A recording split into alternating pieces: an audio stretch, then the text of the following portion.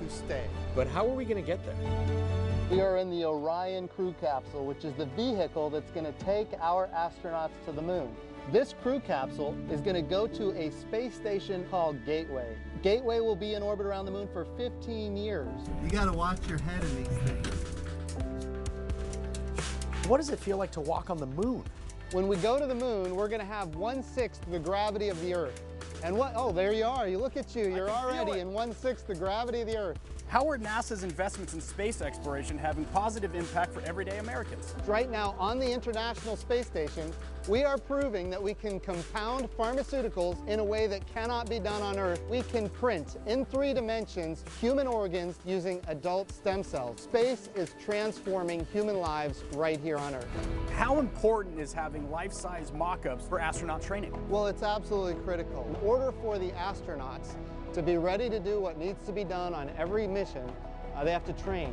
So what we have to do is be able to replicate the harsh environment of space and demonstrate neutral buoyancy and/or weightlessness. And we use the neutral buoyancy lab in order to replicate those effects. Whoa, this place is big. What am I looking at in there? Inside this pool, we have a replica of the International Space Station. Our astronauts actually get to practice doing spacewalks underwater. Newton's laws of physics apply here. So if you're in space and you try to turn a wrench, you might turn the wrench, but you also might turn yourself. And our astronauts get training to learn how to deal with those effects. Jim, I think I have what it takes, but I have to ask, what characteristics do you look for? When we do things, the entire world sees it. What we are looking for at NASA are people who want to make history. And as long as we keep doing absolutely stunning achievements, we will always attract the absolute best. You are the definition of humans and technology coming together to change the world. What excites you going forward for NASA? We are writing brand new chapters in history books and science books. It's navigation. We think about GPS, communications, the way we produce food, the way we produce energy, the way we predict weather, how we understand climate.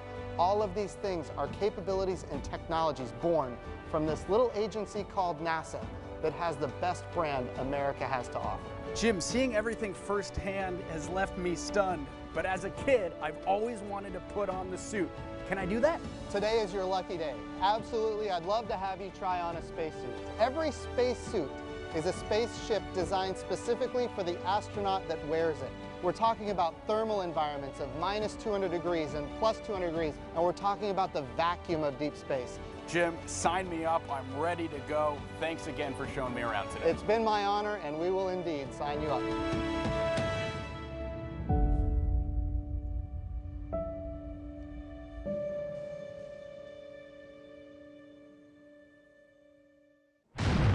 Between 1968 and 1972, America launched 9 human missions to the moon, 6 of which successfully touched down, allowing 12 men to walk on the lunar surface.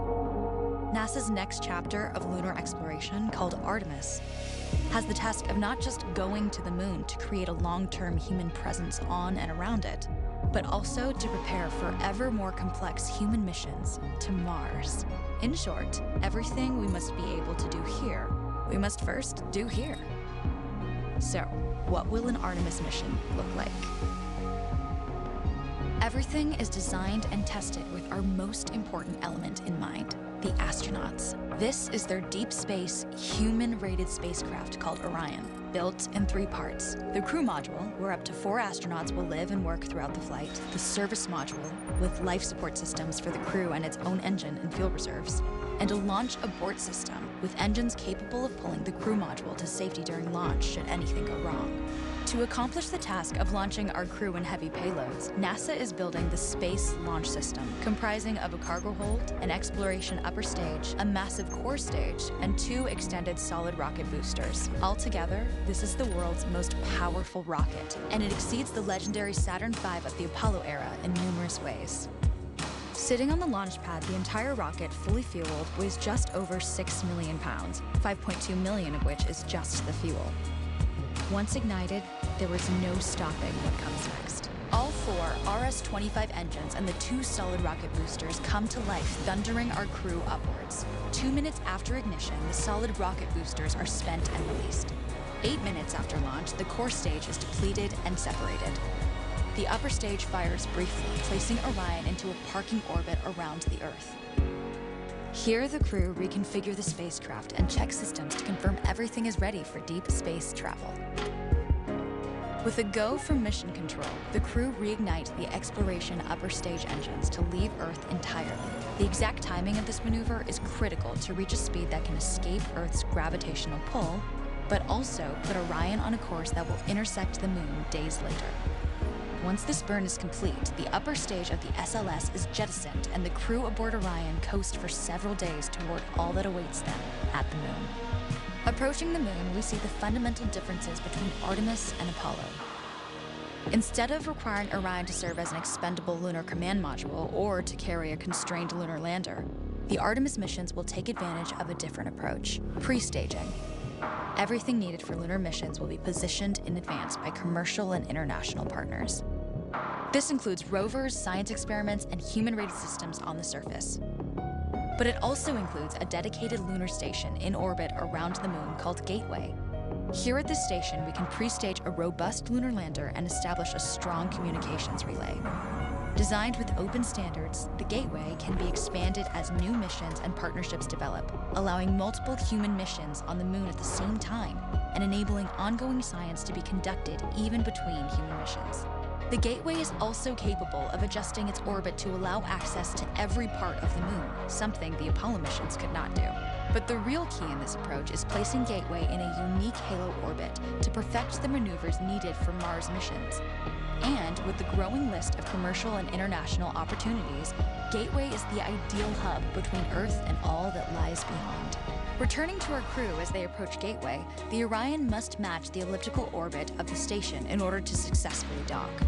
Once on board, pre-selected crew members transfer to the lunar lander, while those assigned to Gateway remain on station. The lunar lander system itself is built for 3 unique steps: descending from the halo orbit of Gateway down to a low lunar orbit, descending from low lunar orbit to the surface, and once the lunar mission is complete, launching from the surface of the Moon and ascending all the way back to the orbiting Gateway.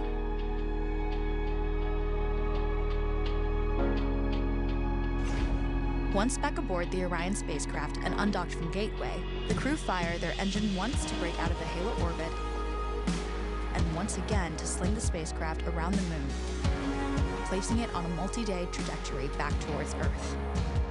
As they near the end of this journey, the service module is released, and the crew module is oriented heat shield first. Entering Earth's atmosphere at 25,000 miles per hour, the friction of air slows Orion considerably, while also subjecting it to temperatures of 5,000 degrees. With the Orion now at just 300 miles per hour, a series of parachutes uniquely tested and produced for this moment deploy, decelerating the craft to just 20 miles per hour for splashdown. With each successful mission, Artemis ushers in the next wave of men and women to explore our Moon and prove that together we are ready to go beyond.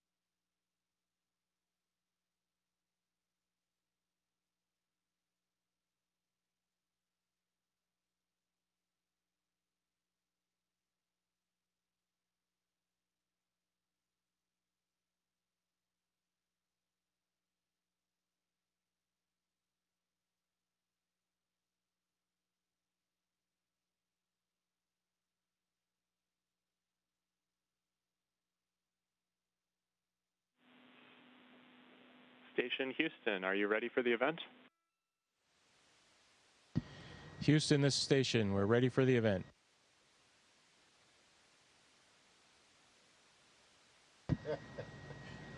Welcome aboard the International Space Station to the Expedition 63 to 64 crew change of command. I'm NASA astronaut Chris Cassidy here, and with all six of us, it's an honor to be with this event with you guys right now. You know, Expedition 63 has gone by super fast. We joke around that there's only Mondays and Fridays, and it's a big blur of time between. And when we started the mission, the pandemic on Earth was just starting, and now we are returning to Earth, and our fellow crewmates here had to train through those 6 months. Our time on board has been very interesting. We've had some time as a 3-person crew. We had some time as a 6-person crew, both at the beginning with Drew and Jessica and Oleg, and now with Sergey and Kate.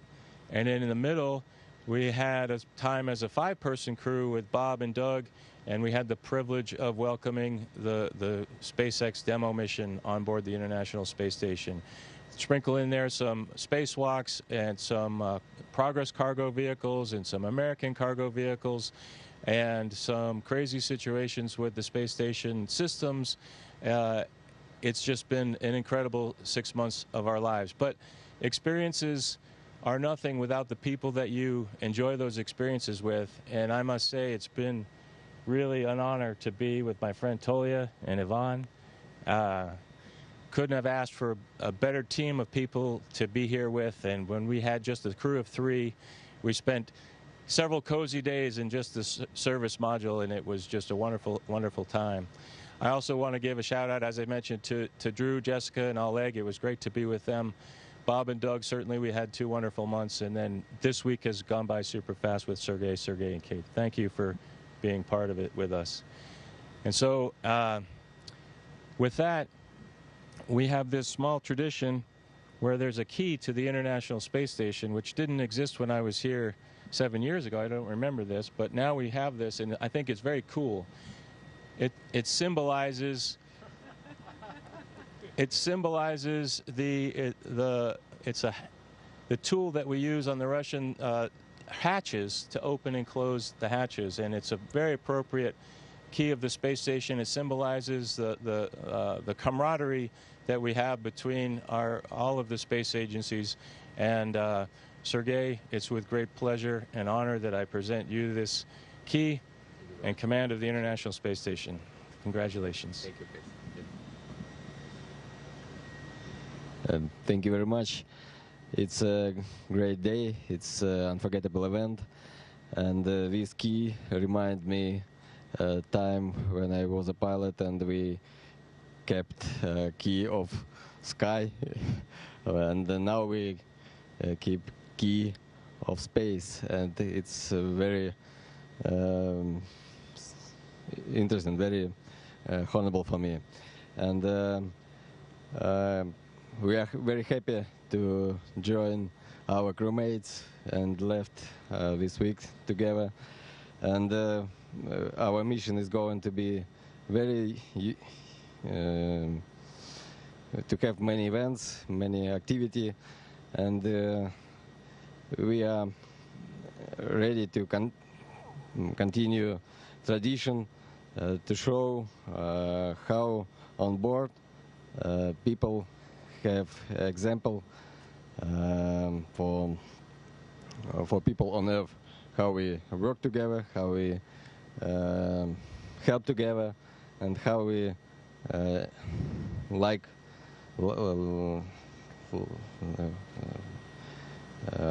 to be on board station. So thank you very much, whole ground team, and we are looking forward to work with you upcoming 6 months. Thank you. Thank you very much, Houston. We appreciate your support, and over to you. Station Houston, we are thrilled to be with you today as we mark the end of this amazing increment. Expedition 63, thank you for your hard work and accomplishments. You've all set an impressive example with your work ethic and dedication to the mission. Chris, Anatoly, and Ivan, safe travels home tomorrow. And Sergey, and Kate, we are looking forward to a great increment with working with you. Station, this is Houston ACR. That concludes our event as we count down the 20 continuous years of humans living and working on the International Space Station. Thank you.